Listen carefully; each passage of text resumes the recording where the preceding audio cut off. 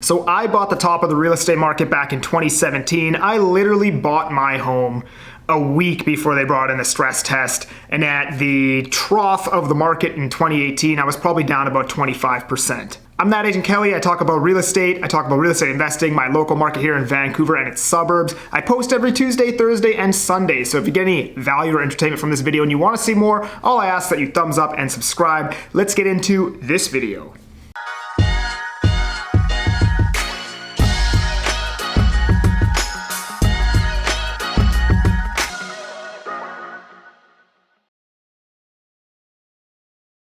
All right, so back in 2017, I bought the literal peak of the market 1 week before they introduced the stress test.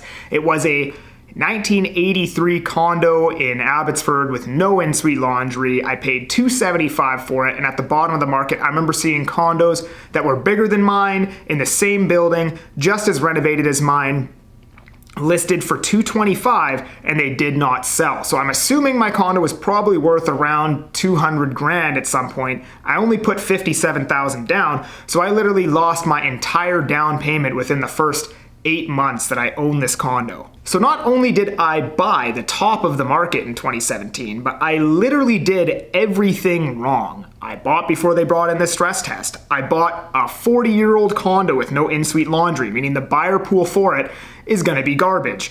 I bought in a building that's mostly rental. I bought a unit that had just been purchased for way less the year prior, fully renovated by a flipper, and then flipped to me at a premium, so I overpaid for it. I literally did everything wrong when I bought this condo. Everything wrong. And then this is what happened. Now 5 years later in 2022, the condo that I paid $275 for is worth about $350. At one point, it was worth about $400,000, right? And yes, had I bought a more quality unit, I would have made way more money. If I bought at a better time, I would have made more money. But here's the thing about our market, right, in Vancouver. For the last 40 years, you could have been a complete moron like me, paid the wrong price for the wrong unit at the wrong time in the wrong area, and 5 years later be up 200% on your investment or 100% on your investment. And this is pretty much the only asset class that you could do this in other than buying like the S&P index. But then you wouldn't be buying the wrong thing. But in the stock market, if you buy the wrong stock, you're done, right? In Vancouver real estate, you could literally buy anything and 5 years be in a massive profit. That's just the way our market has been for the last 40 years. Who knows if it's going to continue to do that going forward, but that is the reality of this market and what it has been. So 5 years later, now that condo, I'm up whatever on it. When I first bought it, it would have rented for $1,000 a month. Now it'll rent for $2,000. So rent has literally doubled in Abbotsford for that property type in the last 5 years. And my plan now going forward is to not even sell it.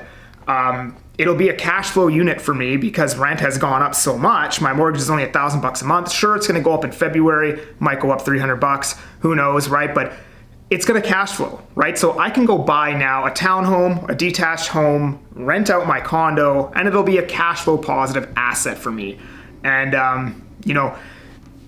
is it the best thing to hold an older unit for the long term going forward? Probably not. But I mean, it's cash flow positive, and I'm already past the beginning term of my mortgage. So now a lot of principal is going to be getting paid down every single year. I paid down a ton of principal in the first 5 years because I got a static variable mortgage when rates were higher, and then rates were lower for a long time. So I was paying off a lot more principal than I normally would have been. So I've paid down a lot of principal on my mortgage. If I put a renter in there, I'll be paying down even more, and I'll be cash flow positive. So I'm just holding that unit now going forward once I buy my new principal residence. So why am I making this video? I know there's a lot of people in 2021 that bought at the peak. I myself have a couple clients that bought at the peak that I personally feel bad about, but at the end of the day, nobody has a crystal ball, right? The reason why I'm making this video is to tell you guys that everything will be okay. You just have to do whatever you can to hold on to that asset that you purchased at the top of the market. Get a second job if you have to. Keep paying down the mortgage. Keep doing this. Keep doing that. There has never been a 5-year period in Vancouver history where property has been valued less than it was the previous 5 years. And maybe that'll change this time around. But I'm willing to bet that it probably won't, right? keep paying down your mortgage, keep doing what you're supposed to do. Maybe not in 5 years, but in 8 years, it should be back to where it was, what you paid for it, and now you've gained a bunch of equity by paying down the mortgage. I know it doesn't sound all that glamorous, but hey, pay down the mortgage, and if you get an opportunity, buy more real estate right now while the prices are down and drop your average. That's what you do in the stock market, right? When the stock price goes down, you don't sell, you buy more and you drop your average down, right? So just an idea. If you don't want to hold property for 8 years to come out break even plus whatever you've paid down in the mortgage, then your only option realistically is to buy more property right now when prices are down 30%. But the point of this video is to tell you that everything's going to be okay because I myself have been through it.